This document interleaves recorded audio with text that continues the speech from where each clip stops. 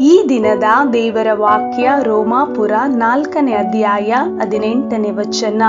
ನಿನ್ನ ಸಂತಾನವು ನಕ್ಷತ್ರಗಳಷ್ಟಾಗುವುದು ಎಂಬುದಾಗಿ ತನಗೆ ಹೇಳಲ್ಪಟ್ಟ ಮಾತು ನೆರವೇರುವುದಕ್ಕೆ ಮಾರ್ಗ ತೋರದೆ ಇರುವುದರಿಂದ ಅಬ್ರಹಾಮನು ತಾನು ಅನೇಕ ಜನಾಂಗಗಳಿಗೆ ಮೂಲ ಪಿತೃವಾಗುವನೆಂಬ ನಿರೀಕ್ಷೆಗೆ ಆಸ್ಪದವಿಲ್ಲದಿರುವಾಗಲೂ ನಿರೀಕ್ಷಿಸಿ ನಂಬಿದನು.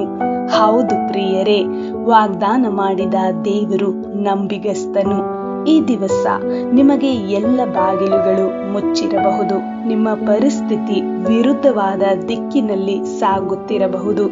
ಆದರೆ ನಿಮ್ಮ ಎಲ್ಲ ಸನ್ನಿವೇಶಗಳಲ್ಲಿ ದೇವರನ್ನು ನಿರೀಕ್ಷಿಸಿಕೊಂಡಿರಿ.